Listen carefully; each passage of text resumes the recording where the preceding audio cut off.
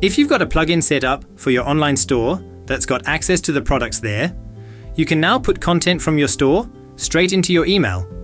You will enjoy the benefit of direct product access with just a few clicks, allowing you to seamlessly integrate them into your emails along with their respective prices.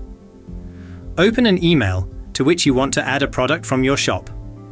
On the right, you will see the Elements tab. Below that is the product element.